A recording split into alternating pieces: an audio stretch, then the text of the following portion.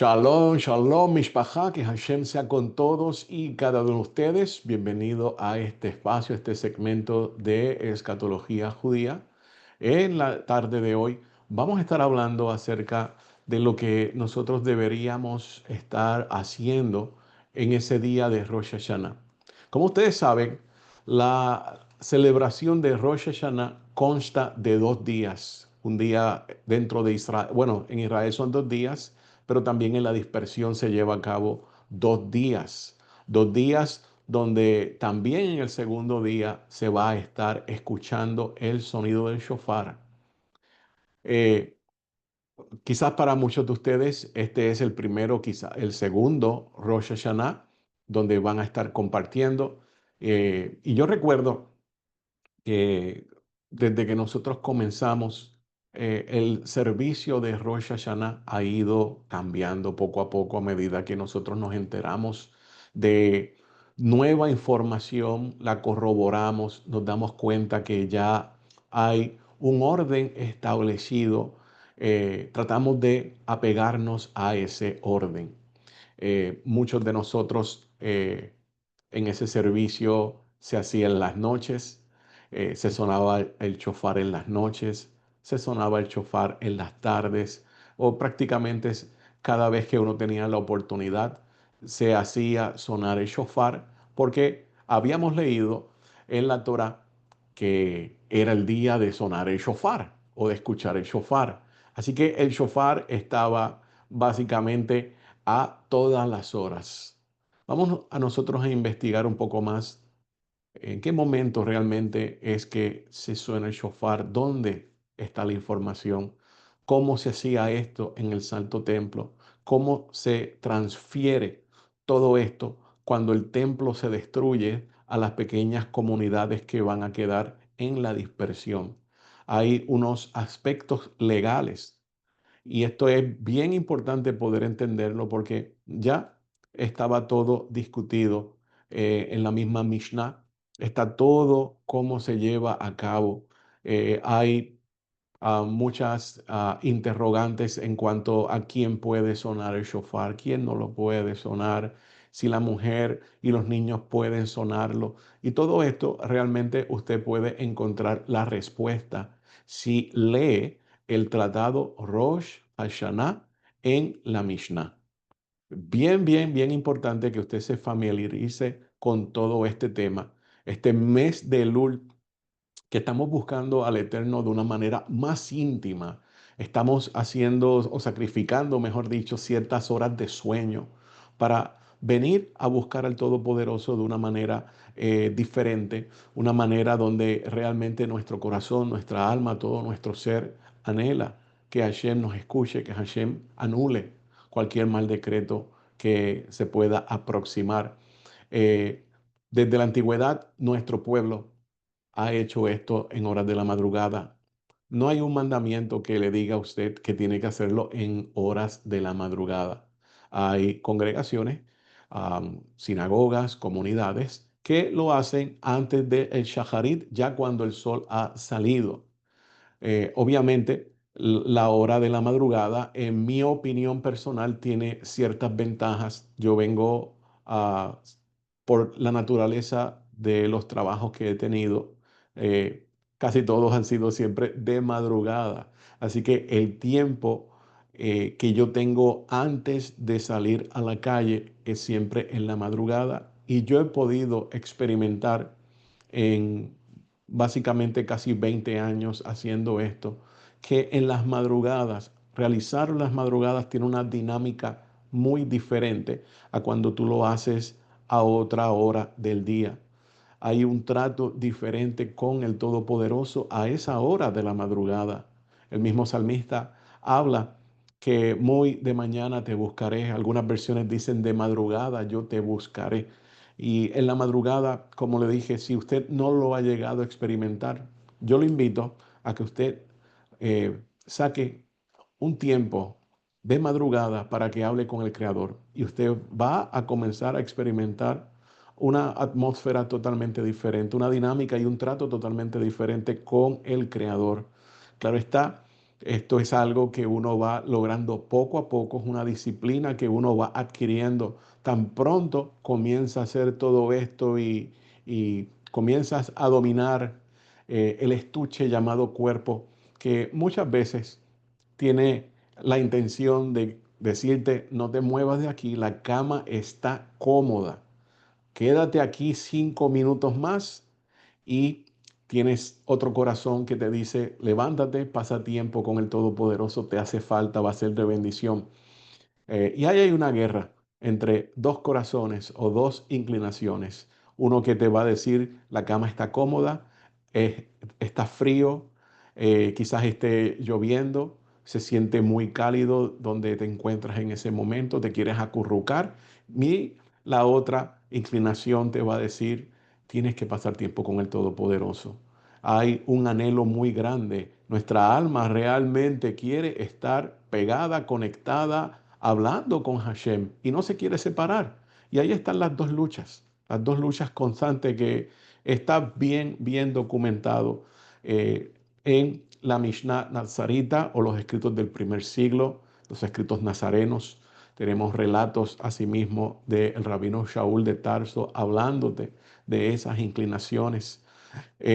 Nuestro Santo Maestro Yeshua también te menciona algo acerca de lo que quiere hacer el alma, lo que anhela el alma versus lo que quiere hacer el cuerpo. Y asimismo, en dentro de la tradición de nuestro pueblo también vamos a encontrar muchas, muchas historias que muchas veces nos las presentan de manera ficticia para traer un mensaje que tiene que ver con esas inclinaciones, inclinación al bien, inclinación al mal. Pero realmente cuando aceptas el reto, cuando comienzas este caminar y cuando desarrollas esa disciplina de poder hacerlo siempre de madrugada, va a ser un trato totalmente diferente. Bien, habiendo dicho eso, vamos a hablar de Rosh Hashanah y este servicio. Hoy vamos a compartir una presentación.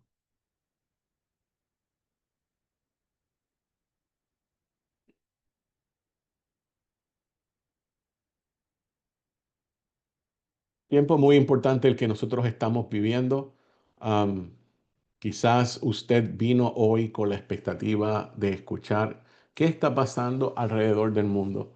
El mundo sigue los cambios, siguen los retos, siguen aclarándose mejor todo el panorama. Como ya ustedes saben, o me han escuchado mencionar bastantes veces que desde el punto de vista escatológico judío, desde la antigüedad, se veían dos confederaciones de naciones que estaban ejemplificadas por dos animales mitológicos, el famoso Behamot, aquel toro que habita en la tierra, y esa serpiente marina, el leviatán o dragón marino, que también representa am, esa otra confederación de naciones, también un nombre clave para hablar del falso Mesías. Y en estos días cada vez se ve de forma más clara cómo los BRICS, liderados por Rusia, por China, ahora Corea del Norte, la India, algunos grupos en Sudamérica, están haciendo esta declaración pública de un orden mundial según lo que ellos están buscando. Por el otro lado, tenemos a la OTAN, Europa, con algunas también naciones de Occidente, como lo es Estados Unidos y Canadá, que forman parte de todo este grupo, con otra ideal para el mundo entero también por control. Ambas confederaciones de naciones están buscando el control. Y yo quiero que usted pueda entenderme. Cuando yo comencé a estudiar esto sobre el Leviatán, el Bejamot, hace unos aproximadamente 4 años atrás, veía todo esto fantástico, veía todo esto como que podría ser o no podría ser, quizás esto es una interpretación errónea. Y en el último 2 años específicamente, cuando el panorama se comienza a aclarar, uno comienza realmente a entender lo que ha estado estudiando y a decir, no, esto no es casualidad. Lo que estamos viendo es exactamente lo que ya se había dicho en el pasado. Así que yo los invito a ustedes a que escuchen estos estudios en secuencia. Ya muchos de ellos se encuentran en Spotify. Estamos trabajando para subirlos también en la página de YouTube de Dabar de Bendición. Y esto es algo que usted no lo puede tomar a la ligera.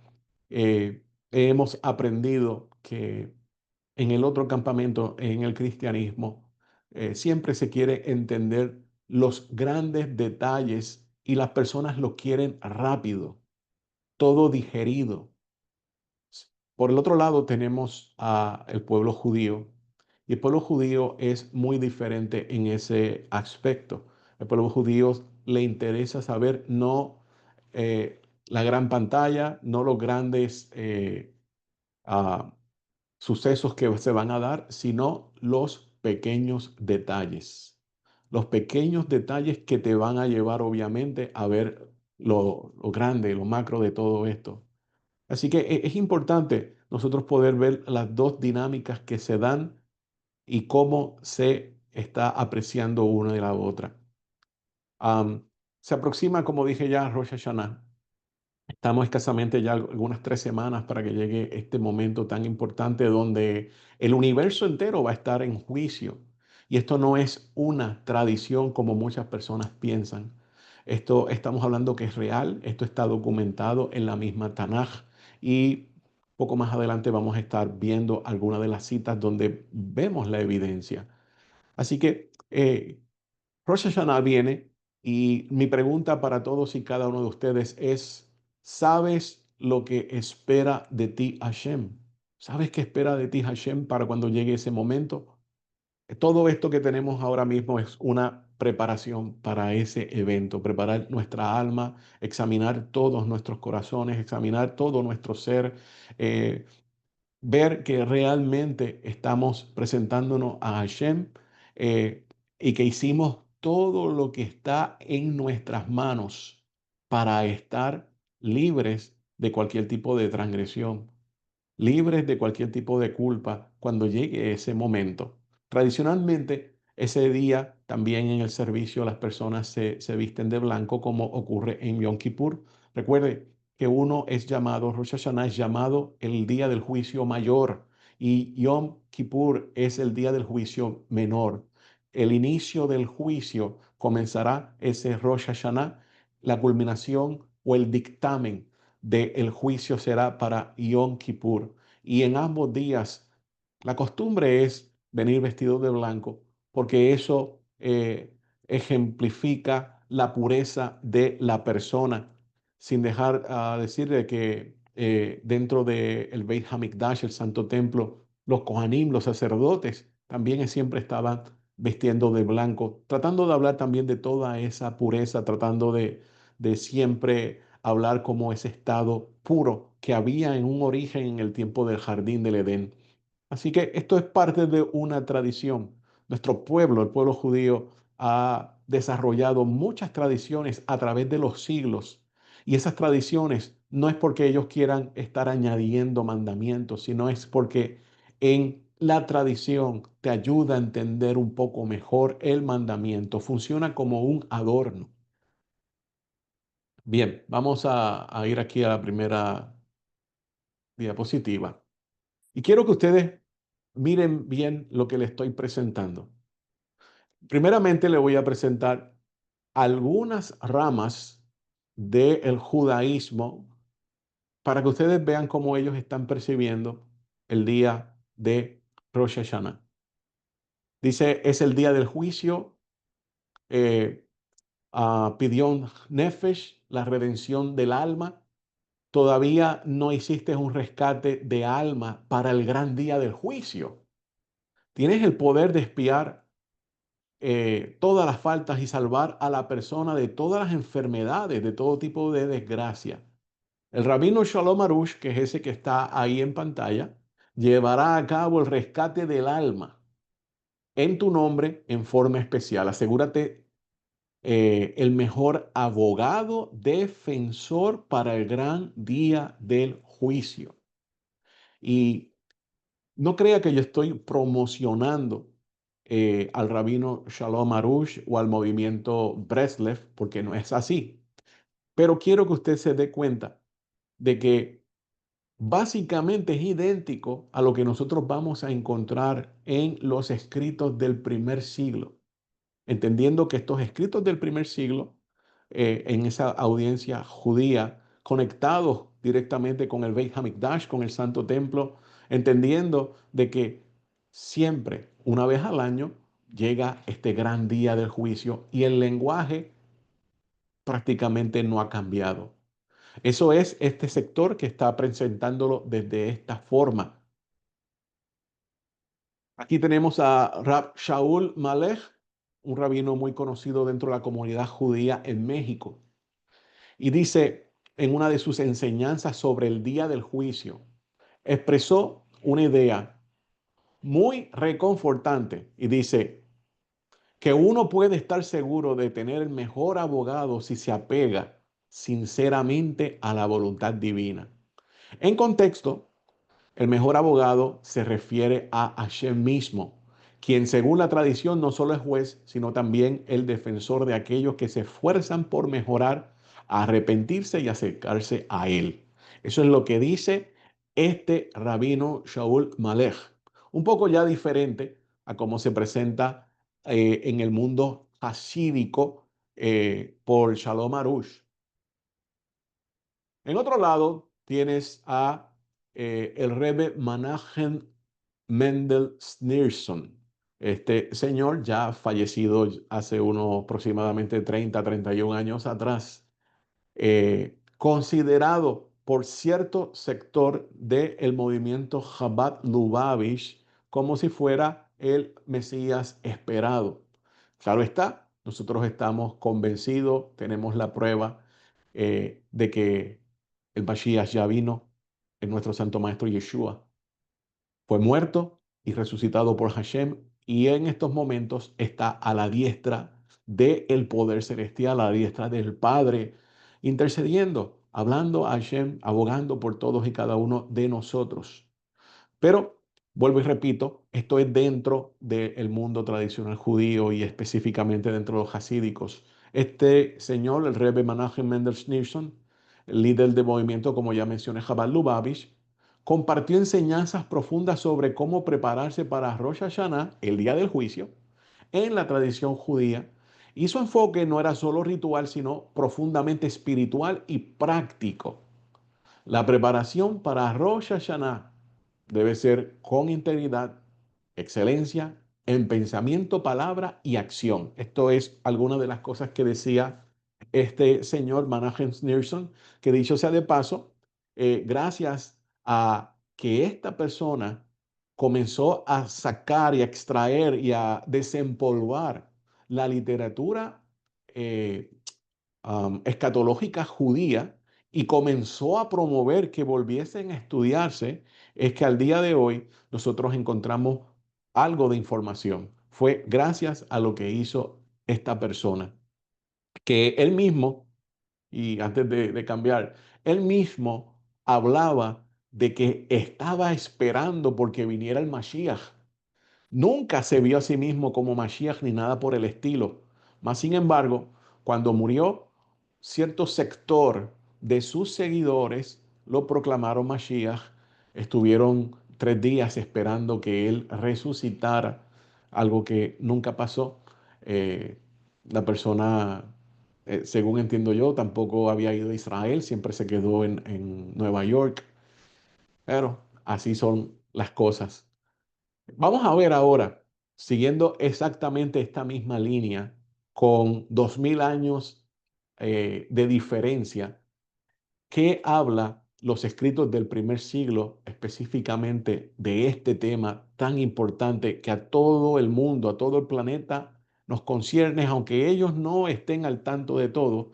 Y ahí es donde ustedes pueden entrar hablando de todas estas importancias, las instrucciones de la Torá, que son para toda la humanidad, para todo el planeta. Como Israel, ese era el plan A, llevar la Torá a las naciones. Usted puede todavía hacer su parte y aprender bien lo que dicen las instrucciones del Todopoderoso y compartirlo entonces con diferentes personas, porque la Torah es para todo el mundo. Bien, en primera de Yohanan 2:1. Escuche el lenguaje y dígame si no es prácticamente igual a lo que yo estoy presentando en el judaísmo tradicional de hoy en día. Hijitos míos, estas cosas os escribo para que no pequéis. Y si alguno hubiere pecado, abogado tenemos para con el Padre, a Yeshua HaMashiach, el Sadik. Esta declaración es directa a Yeshua no solo como el vehículo de salvación, sino también como nuestro defensor ante Elohim.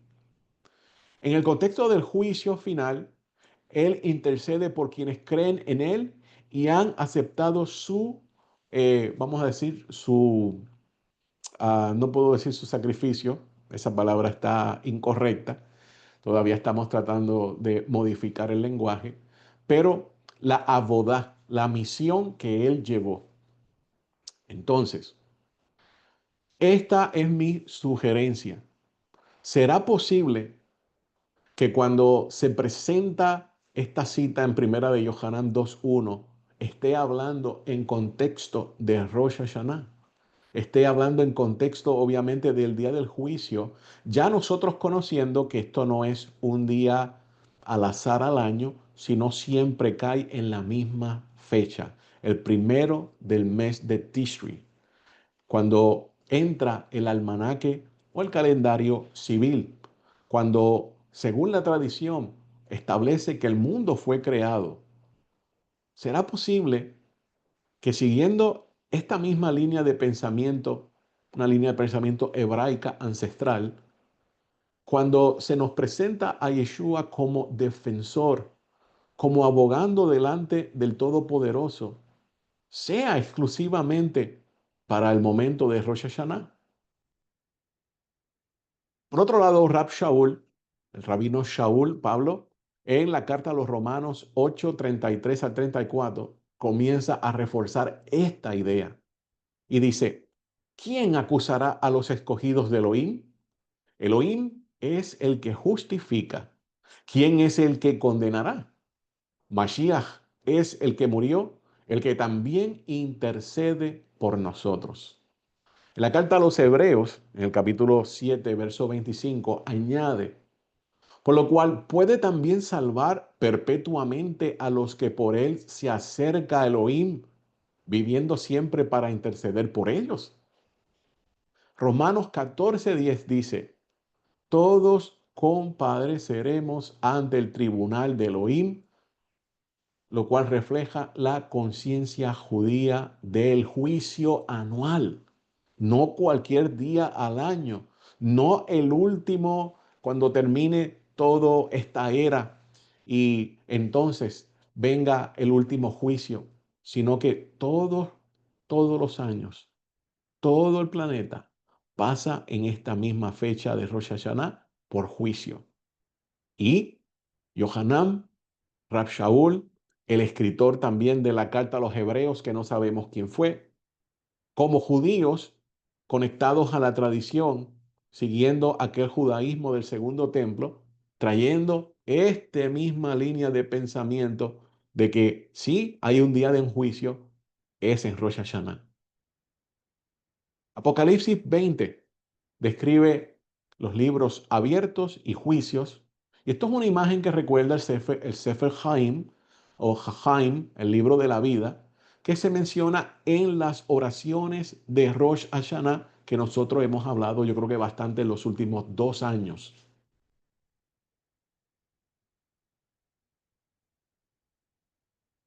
Vamos a ver si se mueve. Ok. Vamos a analizar un poco más este lenguaje.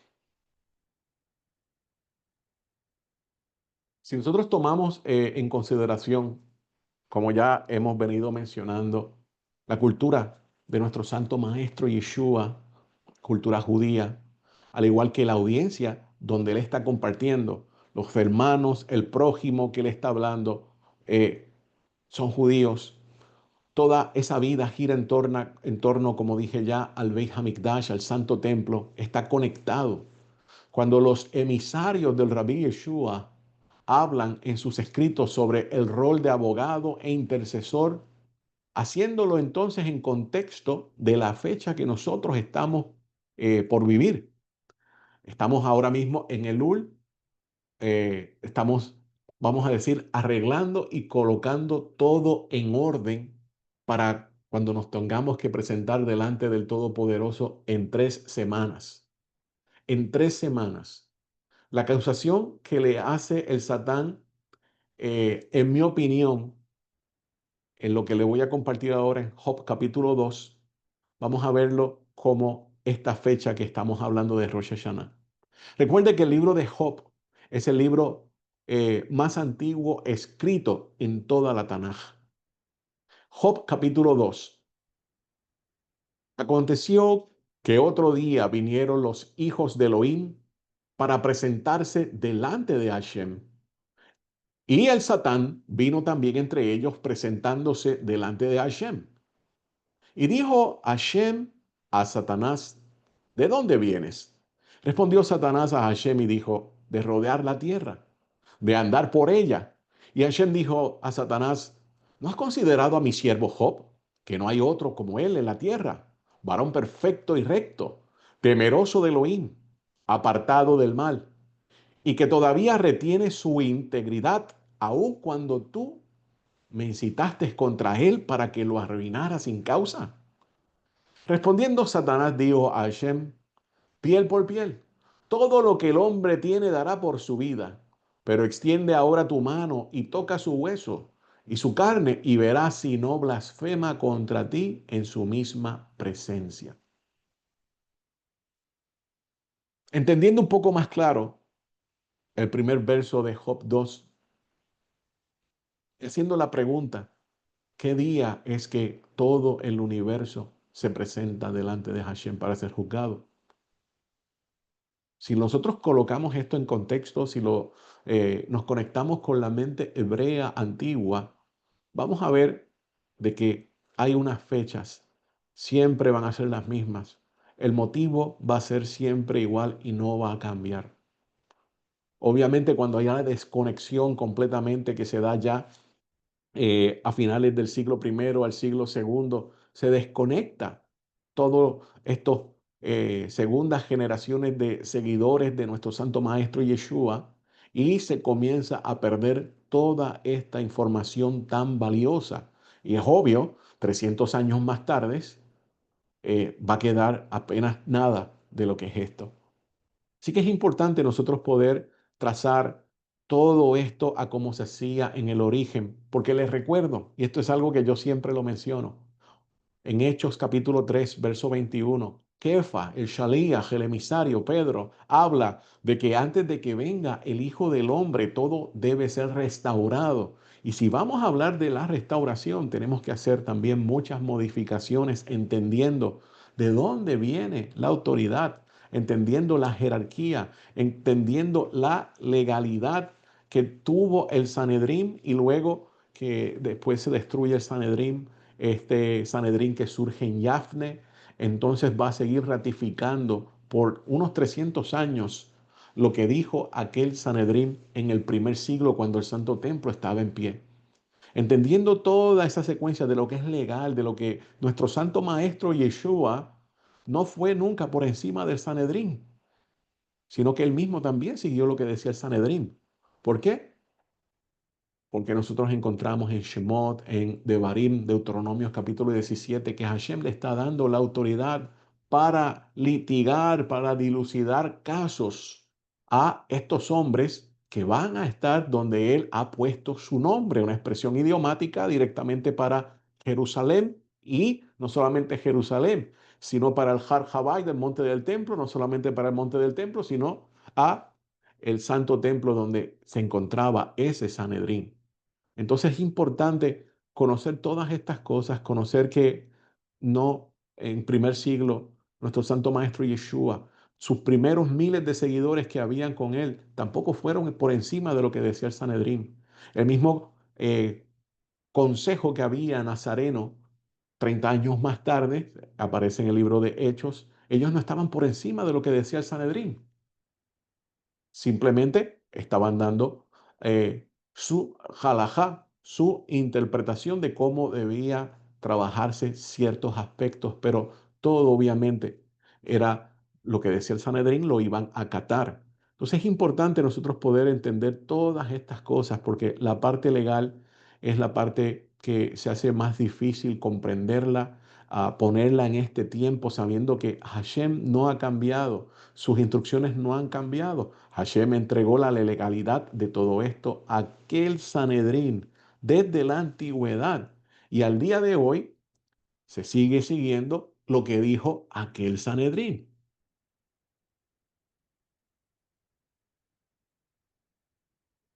Bien, este es uno de los términos que yo he mencionado ya anteriormente.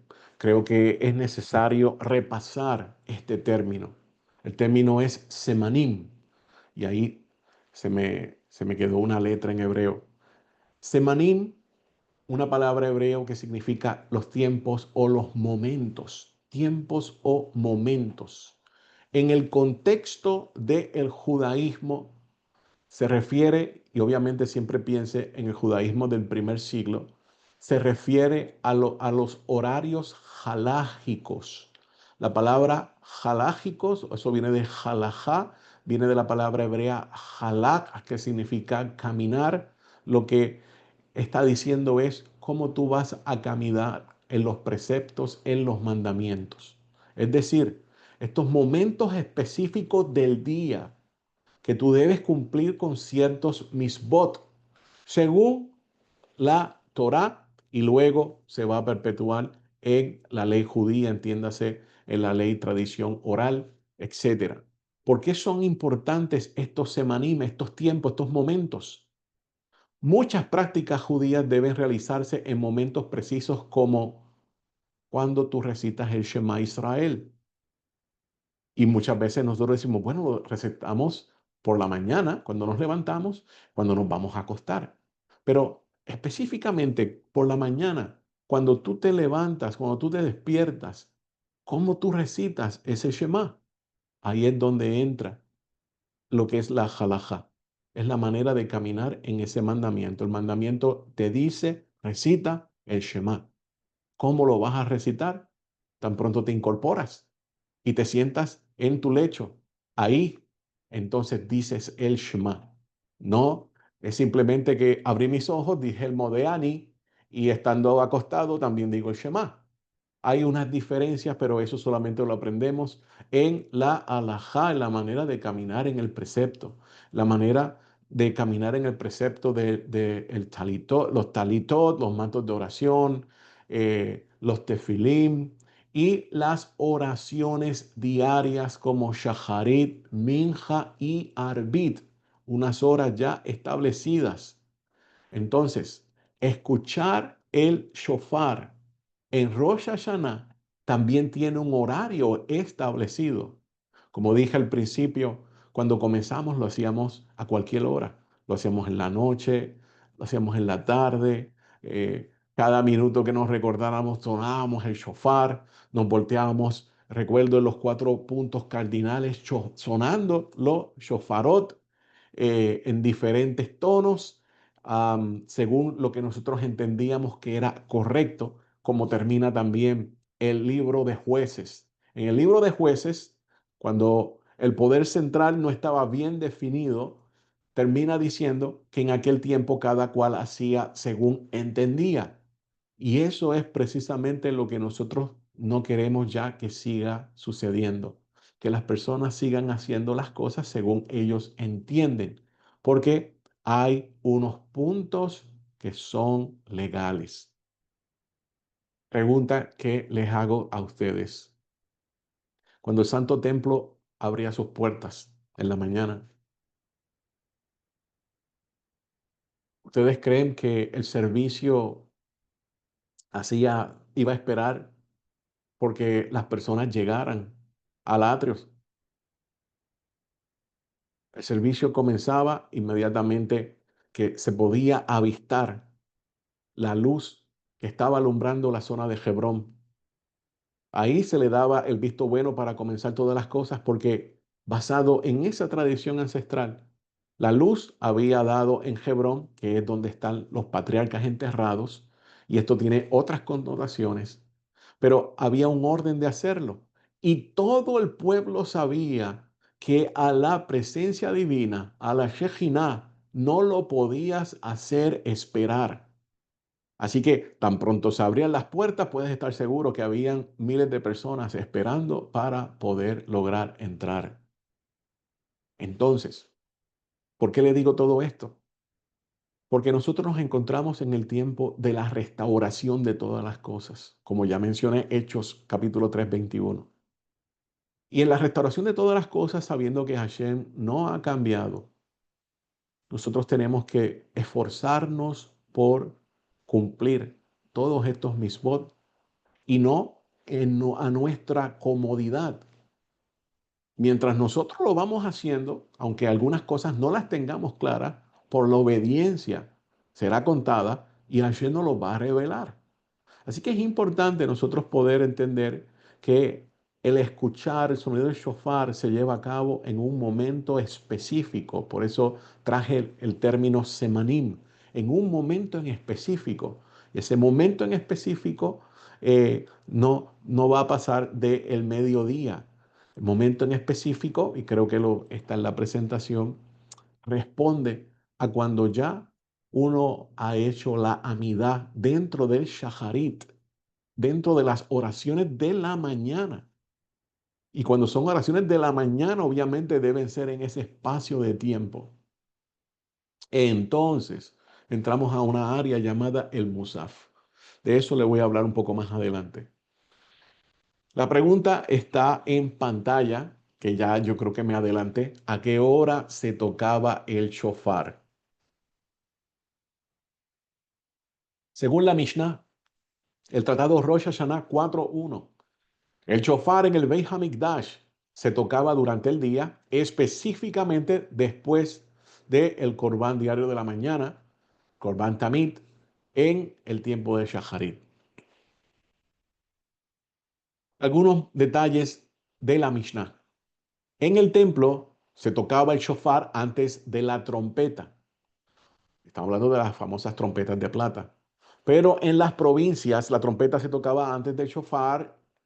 En el templo el sonido del shofar era prolongado y obviamente en las provincias no estaban las trompetas de plata. En el templo el sonido del shofar era prolongado y el de la trompeta breve.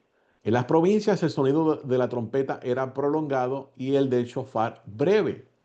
Esto indica que el shofar tenía prioridad en el templo sobre otros instrumentos.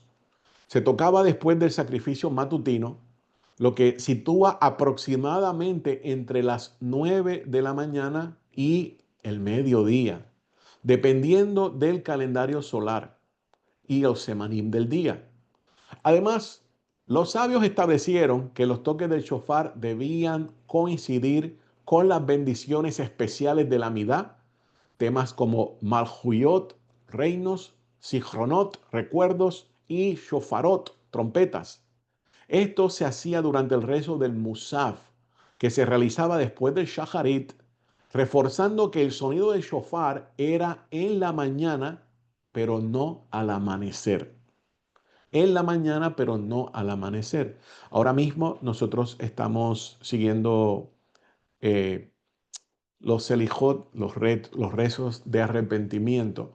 Y en la tradición, después de estos rezos, se suele solamente tocar un tequía largo al finalizar este rezo.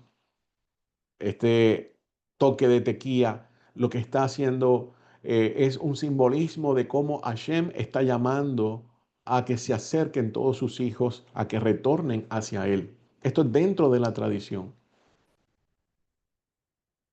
Solo debemos escuchar el sonido del shofar. Como dije al principio, cuando nosotros comenzamos a observar este día, se hace mucho énfasis en escuchar el sonido del shofar, escucharlo y solamente escucharlo. Algunas personas hacen hasta un tipo de devocional antes de llegar a este momento. Lo cierto es que después que uno hace la parte litúrgica, la parte protocolar, presentándose al Todopoderoso de una manera muy respetuosa, con un lenguaje que es desarrollado para ese momento, para ese tiempo, entonces comienzan unos temas que el Shaliach Sibur, en este caso el emisario que ha escogido la congregación para que represente a toda la congregación delante del Todopoderoso, va a comenzar a tocar tres temas principales que ya le mencioné, como Malhuyot, Sichronot y Shofarot, el reinado, el recordatorio y la alusión a los shofarot. Cuando se comienzan a escuchar todos y cada uno de estos tres temas, primeramente se comienza con el Malhuyot y se va a estar leyendo algo específicamente que tiene que ver con el reino del Todopoderoso, con su reinado y la coronación del Mashiach. Porque recordemos, Mashiach es coronado en ese día. Y luego que se dé todas estas palabras, el pueblo que está leyendo también debe responder a una invitación que le va a hacer el Shaliach Sibur, debe responder ciertas palabras y es ahí donde se escucha la primera secuencia de toques. Al final de todos estos tres temas diferentes, se van a estar completando los 100 toques, pero cada estos están separados por unos temas en específicos. No solo es un concepto de poder escuchar el sonido del shofar, sino de nosotros poder comunicarnos con el Todopoderoso, decir en ese día, estoy presente, decir en ese día, tú eres primero que cualquier otra cosa, tú eres primero que mi trabajo, tú eres primero que cualquier problema que yo tenga. Yo, si he hecho un juramento delante de ti, como lo es el Shema, ahora estoy diciendo, estoy presente, estoy en el momento correcto, estoy en el horario correcto y ahora voy a decir las palabras correctas que tú estás esperando que yo diga, que salgan de mi boca. Y ahí entonces viene esa secuencia de sonidos del shofar que yo entiendo en ese momento pueden ocurrir muchas cosas. En ese momento se abre una ventana en el ámbito sobrenatural y el Eterno puede hacer muchas cosas. Es el día de visitación del Todopoderoso. Marjuyot, como le mencioné al principio, el primer tema que escuchamos, el reino, la soberanía, ¿qué expresa este tema? La proclamación de que Elohim es el rey sobre todo el universo. Y el propósito es reconocer su soberanía no solo en lo cósmico, sino en lo personal. Al decir, tú eres nuestro rey, estamos coronando a Elohim en nuestras vidas. Hay unos versículos clave que se van a estar recitando 10 veces, los mismos versículos una y otra vez. El pueblo lo va a recitar 10 veces. Esto incluye también el Shema como expresión de aceptación del yugo celestial, de juramento delante del Todopoderoso. Y obviamente, como dije ya, uno de los temas principales es la coronación del Mashiach. Y obviamente, cuando llegue el momento de que se lleva a cabo la coronación, que nosotros entendemos que es el am, día uno del comienzo de los Heblei Mashiach, de los dolores de parto del Mesías, que se va a estar coronando Mashiach, y para eso el Mashiach también va a tener una audiencia, unos testigos que estén allí. Es el mismo día que se está llevando a cabo la resurrección de los justos, de los tzadikim. Segundo tema, Sichronot, los recuerdos. ¿Qué expresa este tema de los Sichronot? Que Elohim recuerda todas las acciones, los pensamientos y momentos de cada ser humano con detalles. Recuerde que todo está anotado en el tribunal celestial. Todo eso en Recuerde, el tiempo como es aquí no aplica allá en el cielo, así que todo eso pasa delante del Todopoderoso. Todo lo que nosotros hemos hecho, hemos dicho, todo con detalle pasa delante del Todopoderoso.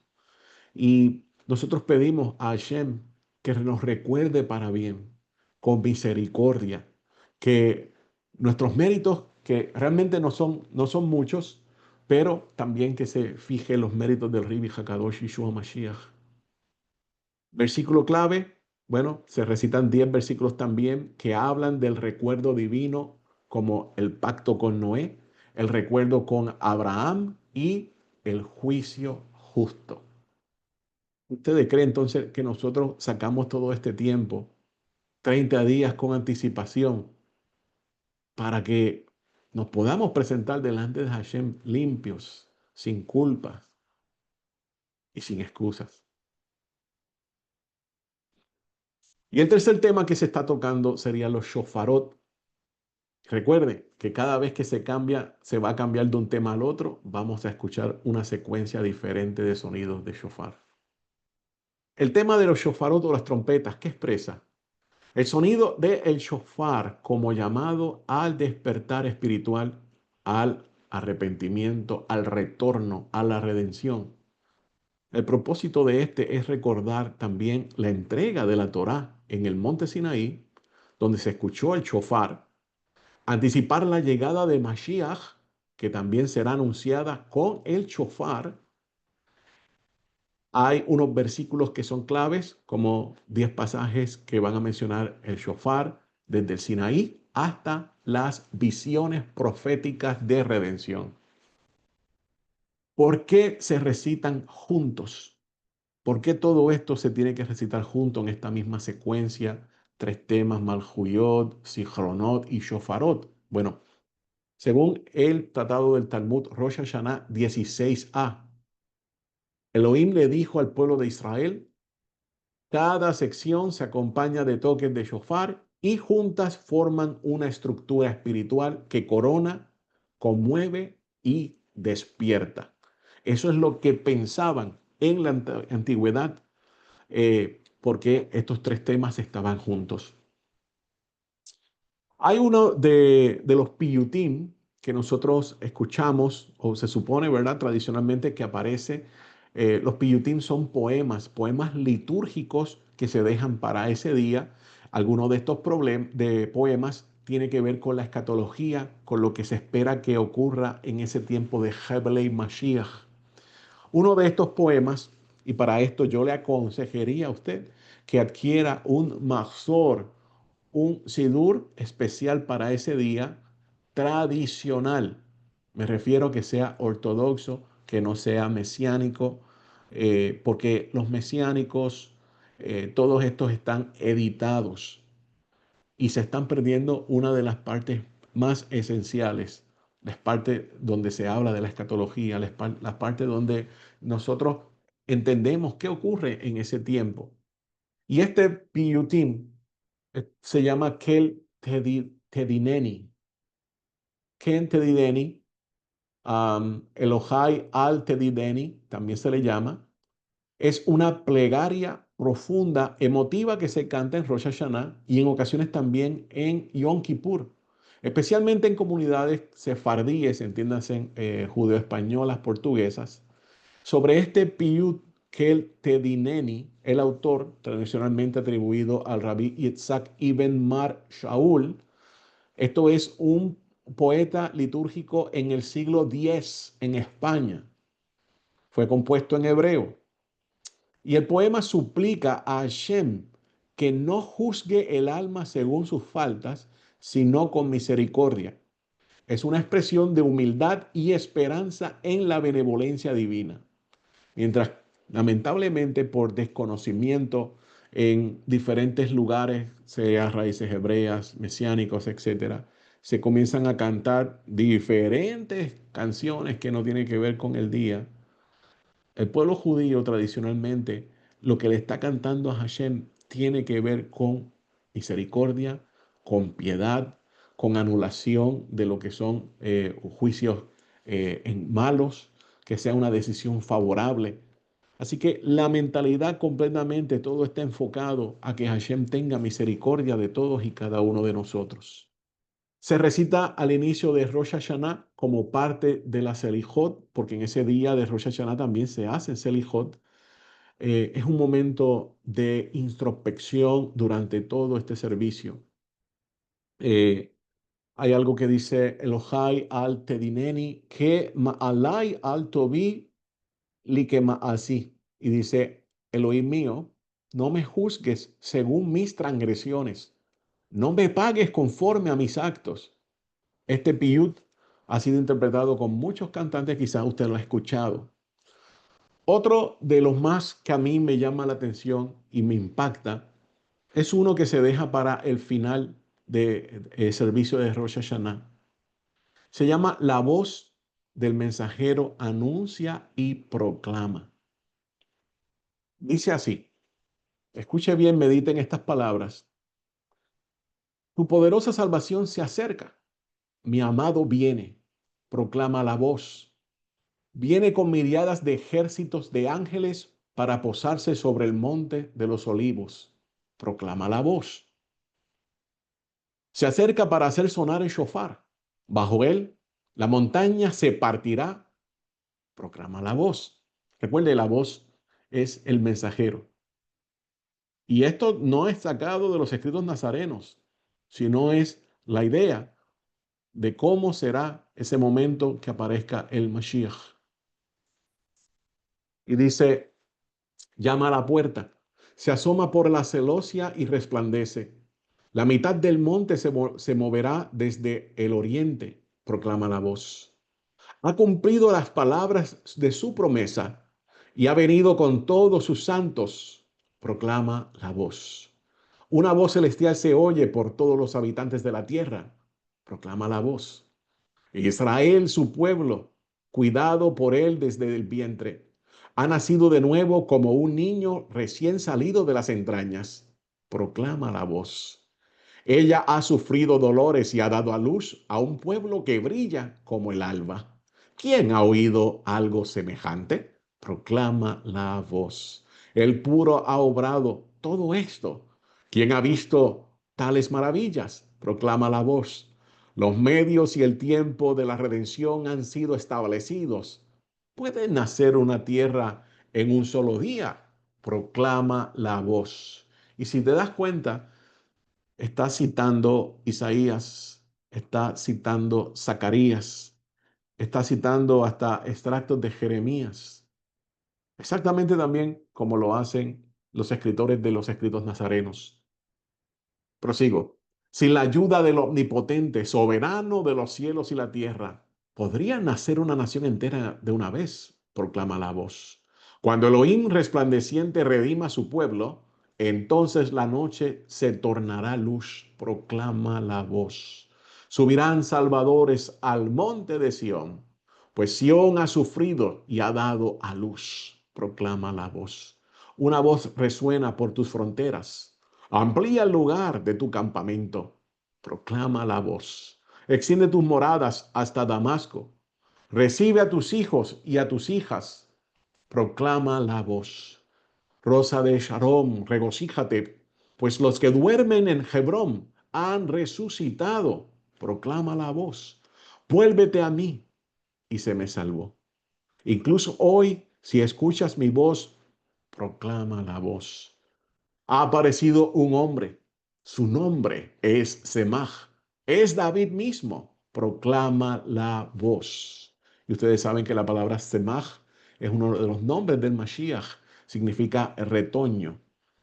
Levántense los sepultados en la tierra, despierten y regocijen los que habitan en el polvo. Proclama la voz. Obviamente, resurrección completa. Y cuando el Mashiach sea establecido como rey en Jerusalén, la ciudad populosa, Elohim, será torre de salvación para él. Proclama la voz. El nombre de los malvados será borrado, pero se mostrará misericordia a David, su ungido. Proclama la voz. Concede salvación al pueblo eterno, a David, a sus descendientes por siempre. Proclama la voz. Esto es sacado el Sidur, el Matzor de Rosh Hashanah, Tejilat Hashem, página 334, traducido por el Rabí Nissen Mangel. Así que familia, esto no es simplemente para estar presente ese día, para hacer algo religioso. Esto es una cita que Hashem nos invita a todos y cada uno de nosotros, los que le tememos, los que estamos comprometidos con Él, a no solamente escuchar el shofar, sino también a nosotros involucrarnos, hacer algo interactivo, palabras protocolares para ese día específico. Nosotros recordamos no solamente que es el día del juicio, no solamente que se estaría coronando en un futuro próximo ese mismo día al Mashiach, también estamos eh, consciente de que ese día se va a llevar a cabo la resurrección de los muertos. Es que es importante que uno esté allí. Ese es uno de los días más importantes junto con Yom Kippurim para estar presente, para responder al llamado. No solamente decirle a Hashem, nosotros te amamos, eso se tiene que traducir en hechos, en actos, estar allí. Ese día usted haga todo lo posible por presentarse allí y confíe en Hashem. Hashem, cuando ve que usted es fiel, le va a responder. Así que es importante que nosotros tengamos todas estas cosas presentes, que lo hagamos cada año que pasa mejor que el anterior. No podemos pensar de que vamos a tratar de hacerlo como el año pasado. No, yo entiendo que debemos aspirar a cada año poder realizarlo mejor, porque ese año hemos tenido un crecimiento, hemos aumentado en entendimiento. Nuestra responsabilidad con el Todopoderoso entonces crece, nuestro compromiso con Él crece. De la misma forma, nosotros tenemos que esforzarnos para que ese día lo hagamos todavía mejor, mejor que el año pasado. Se trata siempre de seguir subiendo de escalón, tratando de hacerlo mejor y mejor y mejor. Nuestro reto, el reto personal, es poder todavía hacerlo mejor en detalles. Todas estas cosas son importantes, familia. No es simplemente como dije, es día de Rosh Hashanah, el día de Yom Teruah, vamos a escuchar el sonido del shofar.